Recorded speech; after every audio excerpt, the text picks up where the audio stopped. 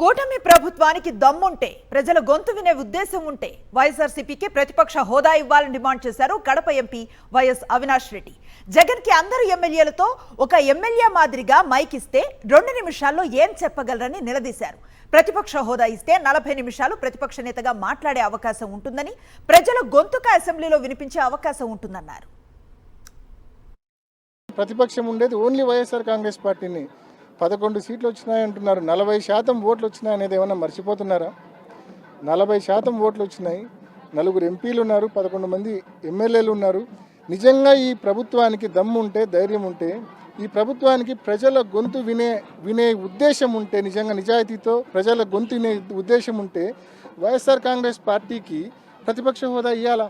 లేకపోతే జగన్మోహన్ రెడ్డి గారికి 175 మంది ఎమ్మెల్యేల్లో ఒక ఎమ్మెల్యే మాదిరి నువ్వు కన్నా మైక్ ఇస్తే, ఆయన చెప్పాలనుకున్నవి 2 నిమిషాలు నువ్వు మైక్ కట్ చేస్తే ఏం చెప్పగలడు?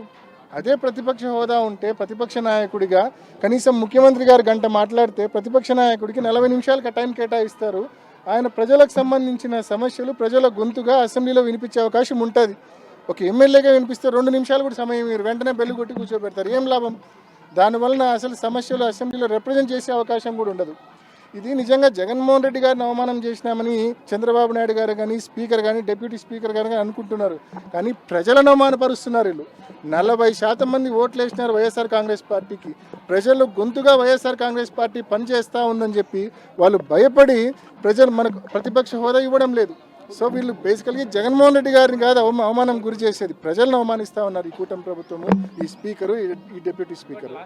ప్రతిపక్షాన్ని గుర్తించి ప్రతిపక్ష హోదా ఇమ్మని చెప్పి అడుగుతా ఉన్నాం.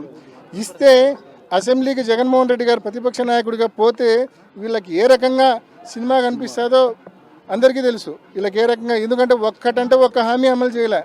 ఆయన మొదలు పెడితే ఇంకా వీళ్ళు సమాధానం చెప్పాల్సి వస్తుంది. వీళ్ళ దగ్గర సమాధానం ఉంటే కదా, అసలు ఆన్సర్ ఉంటే కదా వీళ్ళ దగ్గర. కేవలం అవి తప్పించుకోవడం కోసం ప్రతిపక్ష హోదా ఇవ్వకుండా ఈ మాదిరి బిహేవ్ చేస్తూ ఉన్నారు. అంతేకాకుండా నిజంగా ఉప ఎన్నిక అంతగా ముచ్చటపడితే ఇంత భయంకరమైన కూటమి గాలిలో కూడా 65,000 ఓట్ల తేడాతో ఆయన రవి అనే వ్యక్తి ఓడిపోయినాడు. ఇంత భయంకరమైన కూటమి గాలిలో ఈ 9 నెలల్లో ఇలా పరిపాలన చూసినాక ఈరోజు నిజంగా అంత ముచ్చట ఉంటే, అంత నిజంగా అంత కోరుకునేటుకుంటే పులివెందుల కావచ్చు, లేకుంటే కుప్పం కావచ్చు, మంగళగిరి కావచ్చు, పిఠాపురం కావచ్చు, 4 చేద్దాం. పట్టండి, 4 చేద్దాం, చూసుకుందాం, 4 చేద్దాము. 4 ఈ 9 నెలల ఈ ప్రభుత్వ పాలనకు రెఫరెండంగా, సూపర్ 6 అమలుకు రెఫరెండంగా ఎన్నికలని చెప్పి ప్రకటిద్దాం 4 నియోజకవర్గాల్లో. చూస్తాం మరి ప్రజలు ఏం తెలుస్తారు. ఊరికే కాకమ్మ కబుర్లు, దద్దమ్మ మాటలు నిజంగా మాట్లాడకూడదు.